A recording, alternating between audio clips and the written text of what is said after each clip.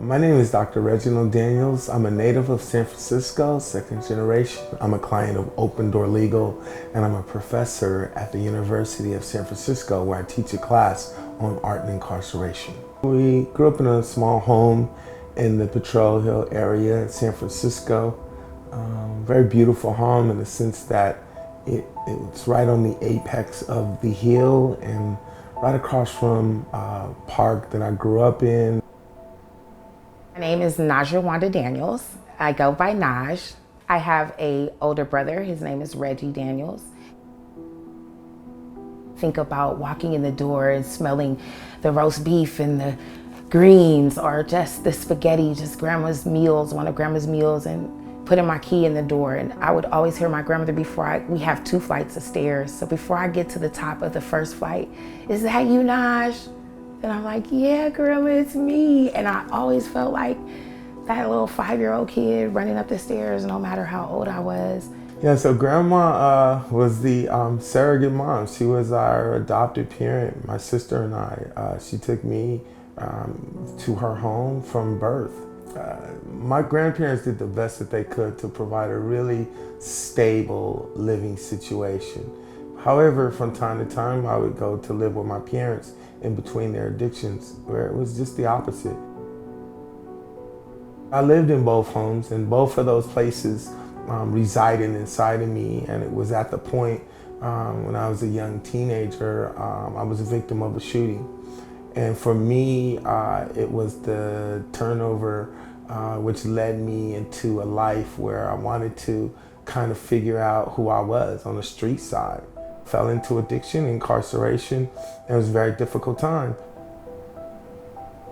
I spent the next 15 years of my life making it back to grandma's house. August of 2020, grandma contracts COVID. She goes into the hospital. This was the longest 9 days of my life. She wanted to be let go.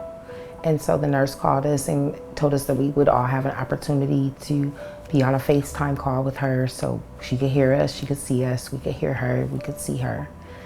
And about 10 or 15 minutes into the call, after them removing the respirator, she took her last breath.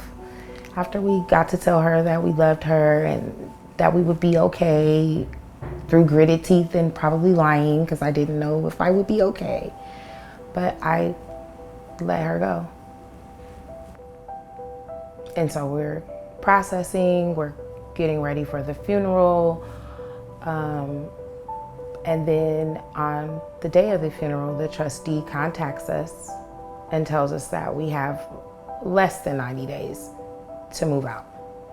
So we had no time to grieve. We were very limited in resources and really didn't have the mental space or capacity at that moment to begin to think about what moving would look like after living in that home for over 45 years. So I was driving down 3rd Street and I knew I had saw Open Door Legal's blue sign over here, and I was like, I gotta go in here and see if they can help me. And I was relieved at just the human side of the organization. I mean, it's very difficult, you know, me being someone who's formerly incarcerated and formerly in addiction, it's very unsafe for me to think of my life without a foundation. I would hate to say that I would have went back to the life, but that's a very strong possibility. I'm able to smile in spite of the fact that I did lose my grandmother, but I'm not homeless. I'm still a San Francisco resident. I have my dignity, I have my pride, and I had support.